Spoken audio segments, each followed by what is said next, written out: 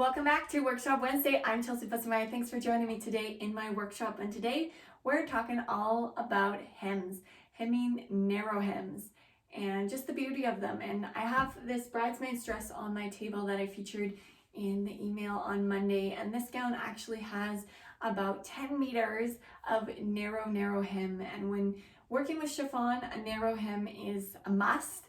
And it's really a gorgeous way to hem almost anything. To finish off the hem neat and tidy, yet not have too much bulk or extra weight, a narrow hem is a must know. And learning how to use a roll hemmer is a time saver and a lifesaver. So today I'm going to show you how to use a roll hemmer quickly and easily so that you can love your hems. So let's get started. First, we need to just take the edge and kind of feed it into the rolled hemmer.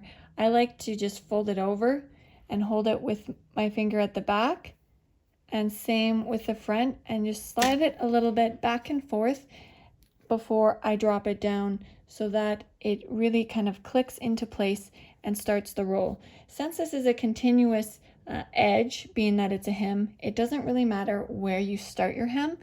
Just pick a spot and slide it under, but ensure that it's already caught in the roller as it starts with your stitching. If when you take a look at it after it's not quite rolled over where the stitching starts, then you can just unpick your first couple of stitches. But this is looking good, and we'll just kind of continue to feed it in. The key to a beautiful rolled hem is all in how you feed it through the machine. I use my middle finger and my thumb to hold the tension on the garment, and use my pointer finger to roll or hold the edge up the seam allowance to ensure that I have a consistent, even amount of seam allowance rolling through. If you have too much seam allowance, your seam allowance will roll into the rolled hemmer and roll back out so that your cut edge will be showing. And if you don't have enough, then it won't be able to roll it over twice, and it will only fold over one time, so again, your raw edge will be showing. If you don't have a consistent tension and ease that seam allowance evenly onto the garment, then you'll either get puckers or you'll roll off, and it will keep wanting to kind of come off of the garment rather than staying along the edge and continuing along the edge of the garment.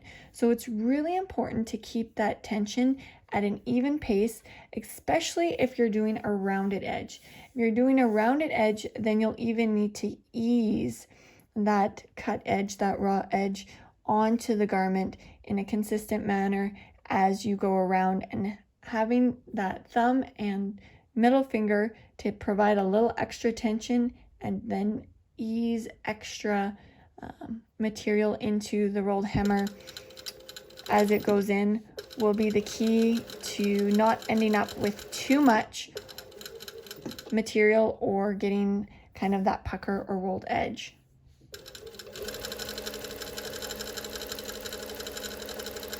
So there you go. There's that beautiful rolled edge, and I'm just going to continue along here. So it really is easier than you think, and it really can go that fast to get such a consistent, beautiful, easy edge. And it's all about just the tension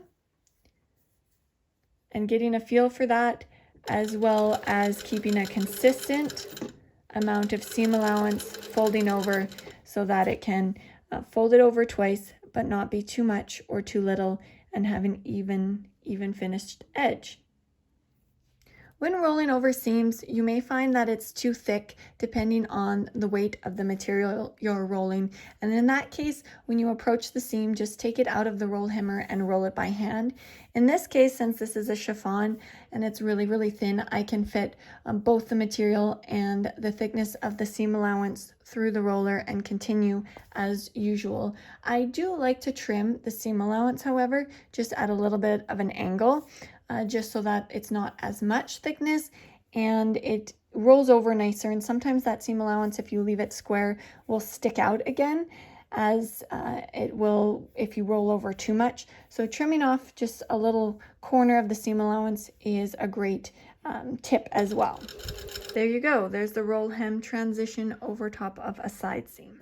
If you do need to pick up a seam that you already started or fix a little area, you can just simply place the material under and hook it into the rolled hemmer like you do when you're starting a seam. Just pull it back until it catches at the place where it stops stitching before you let your foot down.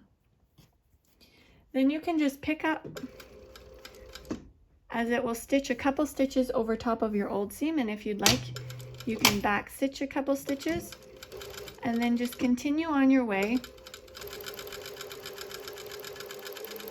until you meet up with either the end of the spot you're fixing or back up with your stitching to begin with. Here I'm just gonna slide it out once more and show you how to finish it off. Grab my little needle, make sure my pin, and roll it under, and then just meet up with my stitches. There you go.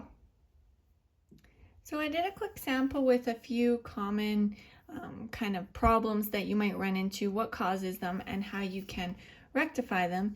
And this is just a small section where you can see it has a funny little fold to it. And this occurs when you fold over too much. So when you're folding over the little extra seam allowance, this would have been too much material and it's getting tucked under twice or rolled under twice. So it has a little bit of a fold to it.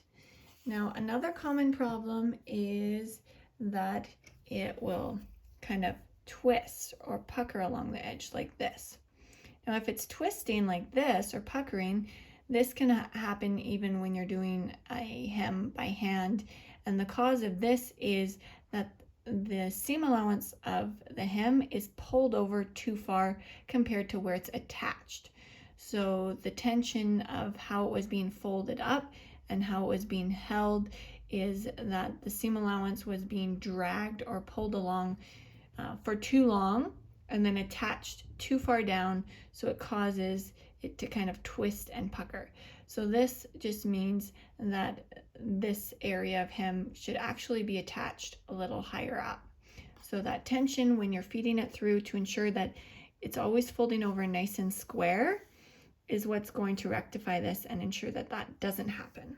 So here we have another section where it just folded over once and it kind of puckered. So this is where it wasn't rolling over completely, so that it's, instead of rolled over twice, the clean edge and the cut edge on the inside, that cut edge is just folded up.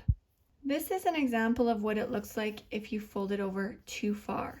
So it rolls it over twice, but that extra material on the inside, the cut edge, rolls back out. So you have a raw, unfinished edge, even though it's rolled over twice. So that's the example of what it looks like if you rolled it over or fold over too much seam allowance when you're feeding it through your machine. Now, don't be intimidated to give this a try just because one of those things could happen. I just wanted you to know why they happen and how you can rectify them, but picking this up can be quick and easy and just requires practice. And if you do run into 10 meters of hem and that needs to be hemmed, you'll definitely be thankful you did. But as I promised at the beginning, you will never look back once you get the hang of this, and you'll start to find more and more opportunities to use this technique when you're comfortable with it. That brings us to the end of today's workshop. As always, if you have a specific sewing question or something you would like me to cover in a workshop Wednesday, then let me know. I'd be happy to hear from you. And be sure to check out my Facebook group if you're not already part of it. Take care and happy sewing.